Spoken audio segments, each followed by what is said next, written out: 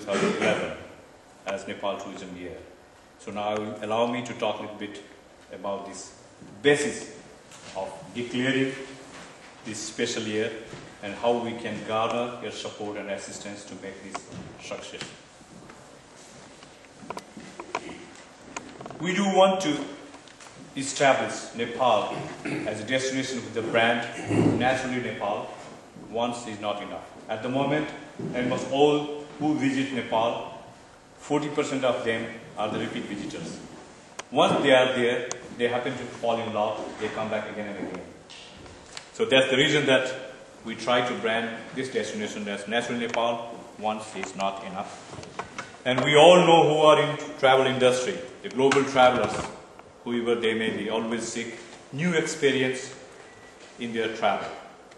And all the travel entrepreneurs and tour operators always remain in search of those destinations where they can package their travel tour business to meet the demand of their customers and travelers. And I think Nepal is a destination with wide range of motivational elements and tourism resources where you can pick up for your package to suit as a custom tailored package to each individual travelers or tourists who are seeking to have their lifetime experience.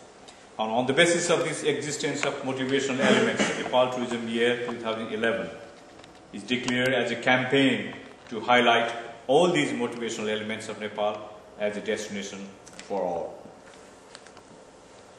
And Nepal Tourism Year 2011 has very simply identified 4 specific objectives. We want to gear up destination to making it capable to cater 1 million international arrivals in a year. At the moment, we are receiving 500,000 international travelers. That means by next 2 years, we are gearing up to increase or double the international arrivals. That's the first of target and our aim. And second is, we want to establish Nepal as a choice of premier holiday destination with definite brand image, which I mentioned, Naturally Nepal, once is not enough. And third is, at the moment whoever go to Nepal, their activities are very much limited within certain sites specific. Now we want to improve and extend tourism-related infrastructures and facilities in all these existing sites, and we want to expand new tourism sites within the country. And last but not the least is, until and unless the communities who are living surrounding all these tourism sites, if they are not involved in tourism activities, the question of sustainability of all the tourism development will be a great question mark. So our fourth objective is to enhance the community capacity and capacity of service providers to meet the expectation of tourists, so that when they go back after visiting the destination, their level of satisfaction, let it be stand almost at 100%. These are the 4 simple regions and scope where we have declared. And you might be very much aware about Nepal, how the people looks from outside. There are some of the background in 2001. Wanderlust Travel Awards we got for this destination as a top category. An Observer Travel Award in 2002, even for United Kingdom, we received as second position in favorite long-haul destination.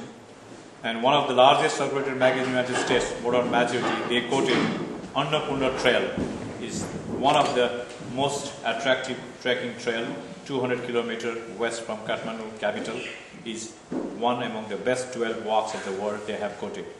It's not me. And BBC Holiday also mentioned that 50 places to see before you die is certainly Nepal. Similarly, Lonely Planet has described this destination as drained along the greatest heights of the Himalaya. Nepal is a land of sublime scenery, time-worn temples, and some of the best walking trails on earth. Similarly, we have won different awards from PATA in our audio-visual things. And MSNBC TV television rated this again, Annapurna Circuit, as the first among top 10 trekking vacations and trails in 2008 recently. And James McCanachy, co-author of Rough Guide Nepal, describes Nepal as absolute stunning with incredibly colorful Hindu and Buddhist culture. So sometimes it is very difficult to brand Nepal in 1 or 2 elements. We do have tremendous resources on culture-based and tremendous resources in nature-based. And physically, Nepal is located between 2 fastest growing, largest economy, China and India. And it's a country of diverse ethnic culture and extreme biodiversity, I mentioned.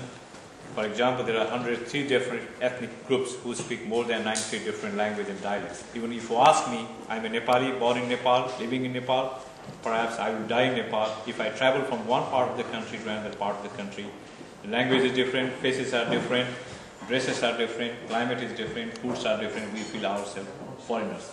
So we will never complete visiting one part that I have seen and I have known about Nepal. It's not possible. So this is the features of Nepal, and some of the things to mention that below 1% of the total land area of the whole world, that means Nepal is something 147,000 square kilometer area. Almost we possess 2% of all flowering plants in the world. Now third request, the appeal for all of you is, if you have not